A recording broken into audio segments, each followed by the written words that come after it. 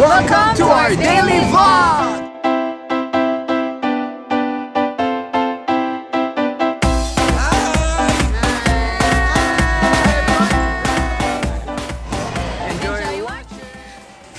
Good morning! Grabe, naghilamos na ako. Mukha lang hindi.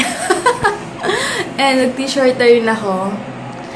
Tali ko na yung hair ko para tingnan rin siya. So, nag-gym kami ngayon. Alam niyo na, Tuesday. Kaya, ayun, hindi ako nakapag-vlog nung pagkagising ko kasi nga, nag-alarm ako. Tapos, nakatulog ulit ako. Nagising lang ako sa mga text ni Heinz. So, kaya bangon agad ako and the shower. Ayan. Sige guys, mag-aayos muna ako para sa gym namin ngayon. Grabe, sobrang lamig. Ang sarap matulog, kaya napasarap yung tulog ko. Di agad ako bumangon. Kaloka. And hi kay Rachel C. Hi Rachel C. Thank you so much sa pag-subscribe. And sa mga bago nag-subscribe, kahapon siya ngayon. Thank you so much. Thanks. Sana mag-enjoy kayo. Nag-enjoy kayo sa mga vlogs namin. Ayun, mag-prepare muna ako ng coffee. Ayan, andito na si Heinz, andito na sa... Hey guys, off to get some great workout from our gym. Yan, di ba galing kaming video kahapon? Pinakita ko tong 10 pesos na to kasi kakaiba siya. Akala ko ito na yung bagong 10 pesos. Yun pala, ilang 20 million lang daw ang meron nito? 2 million. Ha? 2 million. 2 million lang daw meron nito. Commemorative daw yun. Commemorative daw to. Kaya hindi ko ito gagastusin. Ilalagay ko na lang to sa alkansya ko. Alam ko may ganyan din 5 piso eh. Oo nga, sana makachamba ako ng 5 pesos na ganito. Para... Ano ba yan? Sinukli na sa'yo? Sinukli lang. Tapos kahapon sa parking, di ba 10 pesos yung parking sa... Ay, yung Sunday sa Bulacan. Di ba bayad ko? Nakita ni Sandra, sabi niya, Ate Deb, yan yung bagong 10 pesos. Sabi ko, ay, buti na lang nakita niya. Kung hindi, nabigay ko to.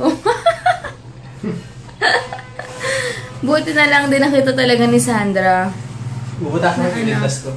Ikikwintas daw to ni Heinz kasi konti lang daw meron ito. Baliw talaga. Hindi, tsaka kung naglabas to ng 2 million, syempre mauuna na yung mga teller mag-collect nito, no? Diba? Magtatabi na sila ng sobrang daming. Kaya, ayun lang. Sige, mag-sauna suit muna ako. Babu! Kanina lang naisip ko, okay na rin yung minsan naglalakad-lakad kami ni Heinz. Kasi yun din yung bonding namin habang naglalakad, nagkakwentuhan, kung ano nangyari sa work niya, kung ano yung updates sa mga napanood ko. Kagabi dun sa TV5, napanood ko yung kinukwento ko sa'yo na mas mabilis yung hayop tumakbo kesa sa tao. Kasi yung pinanlaban sa sa dog, sa horse, kasi minsan daw, may mga maling, ano ba tawag doon? Maling, sinasabi yung mga tao na mas higit yung tao kaysa sa hayop, ganito, ganyan. So, yung palabas na yon, pinapakita nila na mali yung ibang iniisip ng mga tao. Kaya, kahapon, pinagrace yung pinakamagaling na tumakbo, ang pinakamabilis na tao tumakbo, tsaka yung dogs, horse, tsaka yung mga, may labrador pa nga doon eh. Pero nanalo yung horse, tsaka yung dog. Ang pinagkaiba lang daw talaga ng tao tsaka hayop, mas malaki lang daw yung utak ng tao kaysa sa hayop. Pero sa bilis, mas mabilis daw talaga yung mga hayop. So, yun lang, may natutunan ako kahit papano. Buti nang naabutan ko yung palabas na yun, nakakatuwa lang din isipin na ganun pala talaga. Kaya, yung grabe talaga yung horse kagabi. Sobrang bilis. O, isa pagkabilis niya.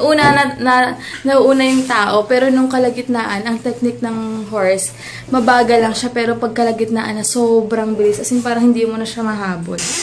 Grabe, ang bilis ko na naman magsalita. Hi, sis Myrie, ikaw naaalala ko pag mabilis ako magsalita. Alam niyo naman, pag may kinukwento ako, na-excite ako sa mga ganyan. Ikaw, ginagawa mong basahan yung t-shirt mo.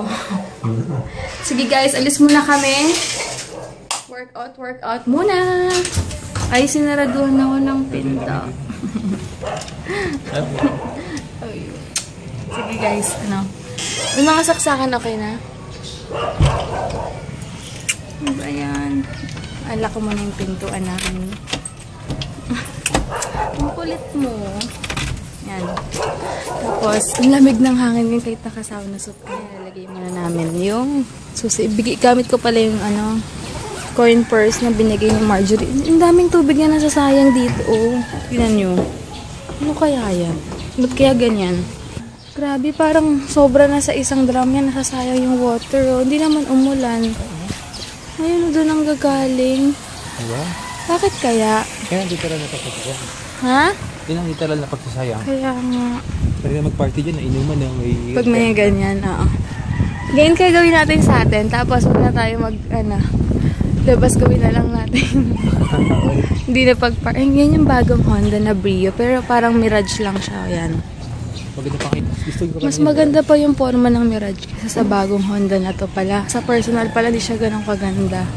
Laki ng makina. Oh, yun ang pinagkaiba. VTEC na siya. So, malaki yung makina niya. Pero ang liit-liit niya. Pero mabilis yan. Diba? Yan. Ayan, dito na kami. Sa atin lang ako pag-iba mo. Yan, dito na kami. Yippee! Diba? Galing ah. Sure. Tricycle na kami. Ito pala lunch namin. Minarinate ko siya sa pepper and liquid seasoning. Sayang, dapat pala with calamansi binili ko for next time. Tapos, ayan, lettuce, tomatoes, and cheese. And kay Heinz ranch na dressing. Hello! 3 o'clock na, hindi pa ako naliligo mayaman. Di na ako aalis. Tamad akong umalis ngayon. Kasi napagod ako sa workout. Pero bukas, siguro sure na alis ako. Tapos, yun, holiday pala sa 15, 16, tsaka 19. Grabe. Ayan, tapos bukas, di ko alam kung anong plano, pero sure na aalis ako bukas. Ayan, ngayon lang hindi. Super tamad lang. As in, anyway, nag-pick up na pala ng si Kuya Send kanina lang. Ayan. Tapos, wala. Siguro hindi ko alam baka maglaban na lang ako. Pero wala naman akong ginagawa, diba? Maglilinis na ako ng bahay. Ayan. Kaya lang hindi ako makapag-vlog syempre kasi wala rin ako nalagyan ng phone ko. Kaya, yung vlog ko, 43% pa lang. Ewan ko kung ma-upload ngayon or bukas, bahala na. Pero baka mag-load ako. Tapos, iniisip ko magluluto ako kaya lang, kailangan kong i-maintain yung no rice talaga and salad lang ako. Until Friday. Sa Saturday, Sunday kami mag-rice. Ayun. Nakakainis lang kasi nasira yung food namin, like yung bangus, sayang, nasira lang siya. Pero okay lang, ganun talaga. Sabi ko kay mama, pag nagbigay ng food, wag na masyadong marami kasi hindi rin kami masyado nag-rice ngayon, lalo na ngayon.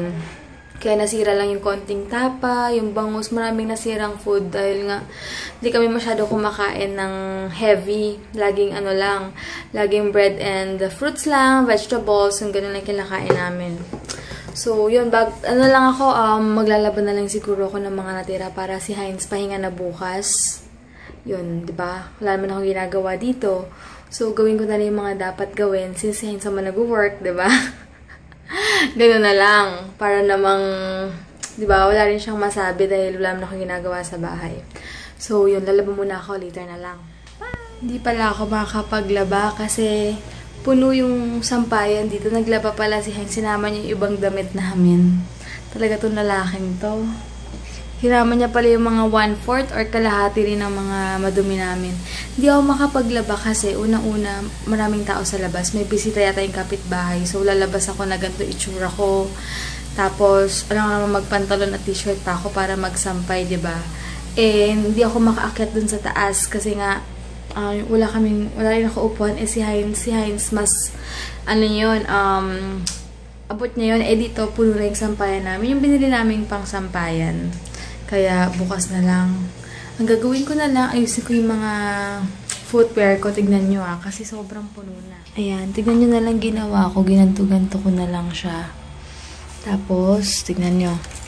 Ginagyan na lang para magkasya. Sabi nga ni Heinz kanina, ano ba to? Wala daw siyang space kasi yan lang yung mga footwear niya. Binigyan niya na nga iba sa daddy niya. Ito yung sa akin. Imagine ninyo, Ay, dilinisin ko na lang yung mga ganto, yung mga madudumi para may magawa ako, 'di ba? Mamaya na ako maliligo kasi pupunasan ko yung mga footwear ko. Mamaya papawisan na naman ako. Ayan. Kanina gusto pa mag-map ni Hines. Sabi ko, wag muna. Kasi nga kakamap niya lang ng isang araw, mamap na naman siya ngayon. O diba, parang pahinga na rin siya. Kasi nga ilang araw siyang hindi pumasok. Wala siyang pasok. 4 days din. Sanay siya nang nagpupuyat, pagod. Ngayon, parang hirap siyang matulog. Nung kahapon, hirap na hirap siya matulog. Tapos talagang gusto niya napapagod yung sarili niya.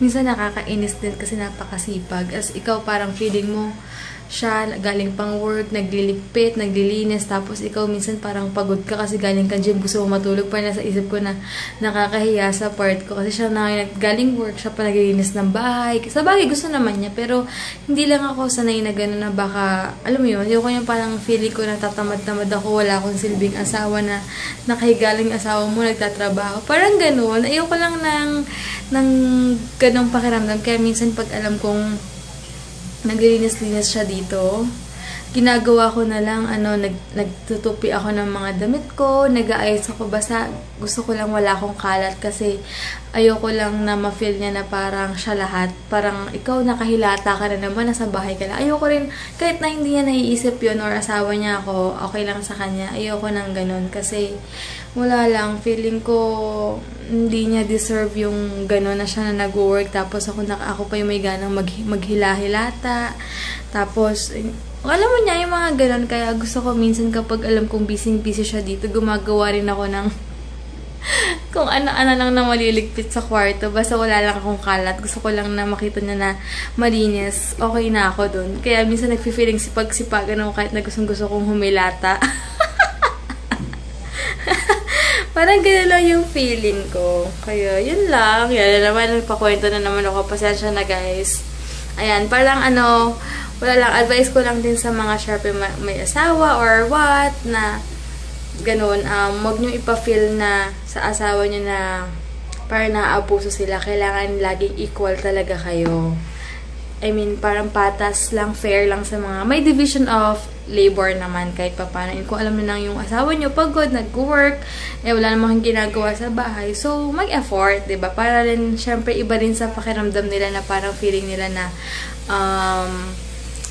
lalo silang ganahan mag-work kasi pag nakikita na yung asawa nila may effort, yun nga nakakatuwa nga isang beses. Kasi dati, kukwento na nga lang ako. Kasi dati, yung kala namin, kapag tapos kong magluto, ginagawa ko, hugas lang ako ng pinggan. Tapos, siya na bahala sa kalan. Tapos, nagugulat na lang ako, inaano pala, yung ganito, teka lang yung ganito, hindi ko alam na hinuhugasan pa pala to, sinasabon, ganyan. Ngayon, ilang buwan na kami dito, napapansin ko, hindi nga ako naglilinis ng kala namin. I mean, pagka hugas, okay, kwarto na, ganyan. Tapos, pag nakikita ko siya, lumalabas ako, hinuhugasan niya yung pinaglutuan ko, pinupunasan niya yung kalan, kasi nga maraming mga oil. Dati wala akong pakialam. Pero lately naman, nung nakita ko na yung pagod siya, ganyan, diba? Siyempre, ginawa ko, hinugasan ko yung ginagawa niya, ginaya ko lang siya. Tapos, pinunasan ko yung kalan, tapos yung mga pader, sabi niya, ganyan, punasan daw. Na-appreciate naman niya yung effort ko na sabi niya na, natututo na ako sa buhay. Tapos, parang syempre, yung feeling ko na parang, wow, na-appreciate niya yung effort ko. Kala ko parang wala lang. Pero syempre, iba kasi yung napapansin mo rin yung ginagawa ng asawa mo. Iba rin sa pakiramdam. Iba sa pakiramdam niya. Masarap sa pakiramdam niya. Masarap din sa pakiramdam kapag pag nakikita mong natutuwa yung asawa mo. Yung ganun yung feeling. Kaya, yun, simula nun, hindi ko na siya pinaguhugas ng, yung lagayin nga ng mga pangluto. Tsaka ako na nagpupunas ng kalan namin.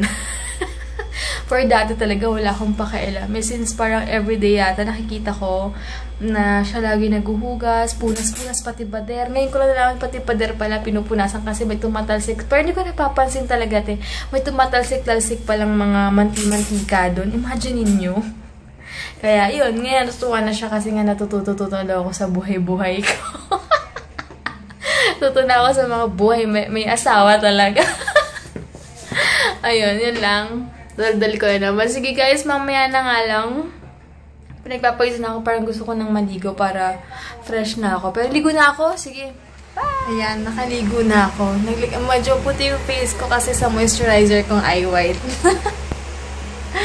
Ayan, maya-maya punta ako sa kwarto, tatabihan ko muna si Heinz. Ayan, nakaligo na si Heinz and na-prepare ko na yung food niya na tuna sandwich. Nag-tuna sandwich ako kanina. Nagawa ako ng tuna spread. Hindi ko na vlog kasi naka-charge nga yung phone ko.